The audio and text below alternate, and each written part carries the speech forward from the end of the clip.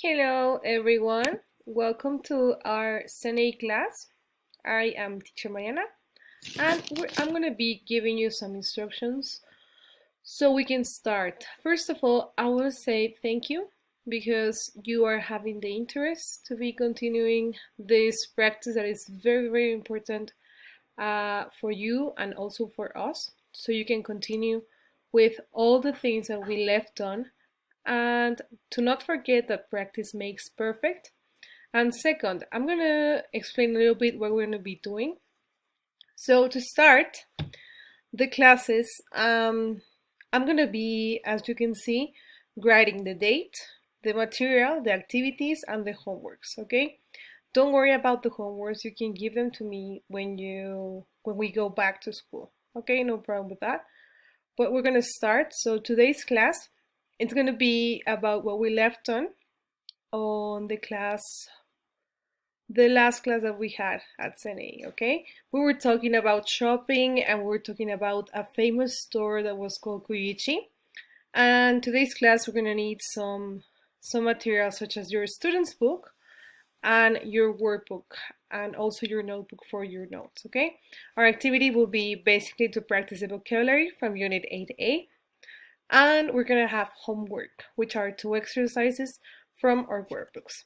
So I'm gonna go exercise by exercise, giving you some examples and some tips that you can use just in case. So we're gonna start with the exercise number 1 from the workbook page 86, which is a product's life, and I'm going to read the tips for you. So the tips are to read the instructions and sentences before answering. Use your student's book to check your answers after you finish. So if you check this part, it says department store, price tag, shop online, save money, shoppers, and shopping mall. And if we look at the pictures, you can find the correct for each one. So for example, the first one, it is department store. So take a look at the images and think about which one would fit better for all of them. If we pass to exercise number 2, we have some words, but they are not in the correct order, okay?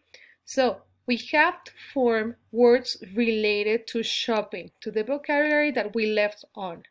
If you pay attention to number 4, for example, that can be tricky. Why? Because if you don't think about shopping and you think about something else, you could definitely say that the word is peach, okay, which is a fruit, but it is not. The correct would be cheap, that it has a low cost.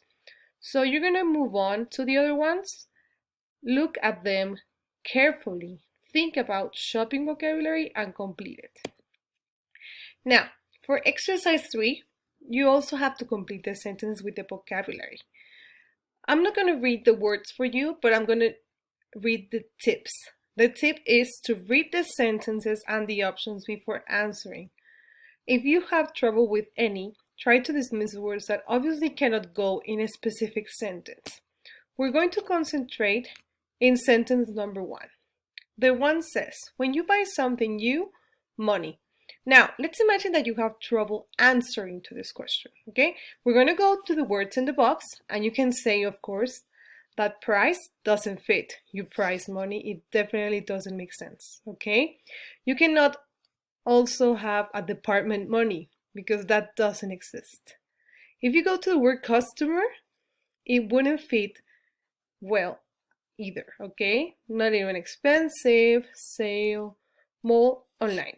Which leave us with 2 options from the ones that we have already dismissed because they obviously do not fit. And we have save and spend. If you think about it, they are opposites, right? And you say, when you buy something new, money. Do you save money or do you spend money? You spend the money, okay? You can do the same with the other ones. If you feel really stuck in one, just keep it and move on. Okay, now we're gonna go to the exercise number 4. In this exercise, it is important that you answer to this part without looking at your student's book. Why? Because if you look at your student's book, you're just copying the answers, okay? What do we have to do in this part? We have to add vowels to complete the vocabulary words. Now, I left your options, some tips at the top. The first one, consonants. What are consonants? We have B, C, D, F, G, C, R, and M. Those are consonants. What is the difference? The vowels are the ones that we're going to use. So we have the options A, E, I, O, or U. Okay? Now, I know that this part can be a little bit confusing because, of course, maybe you haven't opened your books, maybe you have. So I left some images to help you. This is the number one. Okay? If we look at the image carefully, you can see that there is a person working. But what is so characteristic about this image? This person is working with machines. Okay? So it's manufacture. Good?